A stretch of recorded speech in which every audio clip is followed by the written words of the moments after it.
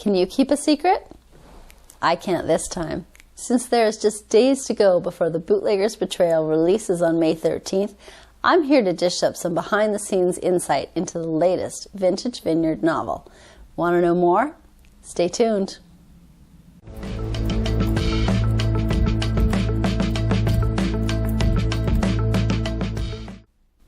Hi, I'm Tanya E Williams, author of historical women's fiction, including The Bootlegger's Betrayal, and today I'm giving you a backstage pass in advance of the book's release.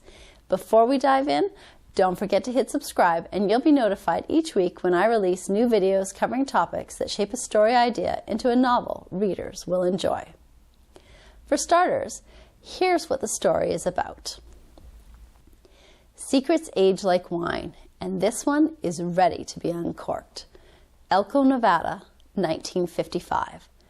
76-year-old Meg Bruno has spent decades in quiet exile, keeping the past buried where it belongs. Once known as the infamous bootlegging queen, she smuggled sacramental wine during Prohibition until the law caught up with her, stripping her of everything. The headlines wrote her story, but the truth? That's a secret she swore she'd take to her grave. June Monroe is a tenacious young reporter, desperate for a career-making story. She's come to Meg's doorstep, pencil in hand, determined to unearth the facts of one of the largest wine raids in Nevada history, while wanting to know more about the woman who never spoke to defend herself. But the harder June presses, the more Meg resists, until a secret she didn't see coming changes her world forever.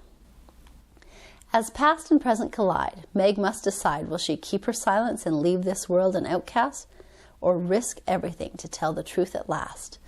Inspired by true events, The Bootlegger's Betrayal is a sweeping historical novel of resilience, redemption, and the price of keeping secrets.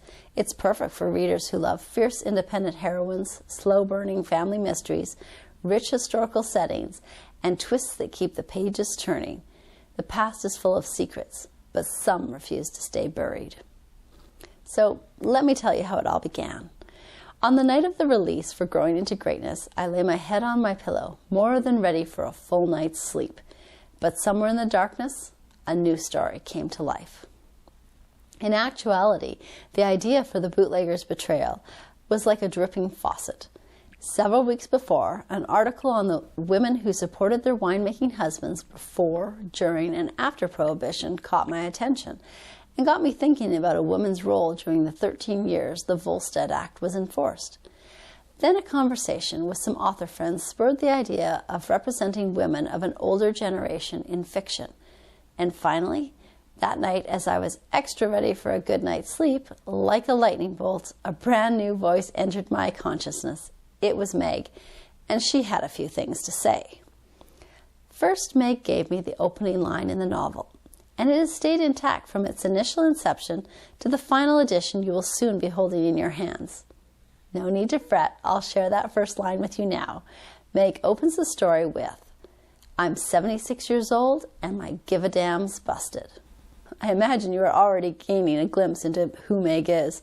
She didn't stop there, though. She prattled on about this and that, and in my sleepy state I had the glimmer of a thought that I should be writing all of this down. But I was so reluctant to leave the very one-sided conversation that I ignored the insight to write her words down. Clearly she had infiltrated my subconscious, as Meg stopped me at this point and said in her to-the-point gruff manner, "You should be writing this down." I didn't budge, and instead let her continue. After a dialogue of substantial length, she finally informed me that I could call her Meg. The next morning, I woke up and went straight to my desk to write down all that had happened the night before. I wrote down the first line, and "You can call me Meg." When I paused to try and remember what else she had said, her sharp-tongued retort came through again in a gravelly and determined statement. Her epic words of wisdom to me, "I told you, you should have written it down." And that is how I met Meg. Our relationship continued on for weeks before I finally put the idea into motion. This provided me with ample opportunity to get to know her character more deeply. I learned what she was afraid of and what she was desperate to achieve. I learned of her regrets and her sense of humor. I learned that even a woman, tough as nails and a force to be reckoned with, has a softer side and a desire to be known for who she truly was. This was more than enough to begin writing a story. The story takes place in Elko, Nevada. Despite Nevada not being a likely location for a vineyard novel, at least that is what I thought in the beginning, I pushed aside the persistent nudge of locating the story in Nevada for many months before I stumbled across the life of Stella Buolamoni. In the end, Nevada was exactly the place the story had to be set, and I learned once more to trust my initial periphery thoughts and treat them as the gifts they are. The Bootlegger's Betrayal was inspired by Stella Buolamoni's arrest and subsequent jail time. However, the fictional story does deviate from actual events. I don't want to give away any spoilers here, so I'll let you read the story first, and then be sure to turn to the author notes section where the details of Stella's life will become more clear. The Bootlegger's Betrayal is available on May 13th, 2025 at your favorite online bookstore and soon at your public library.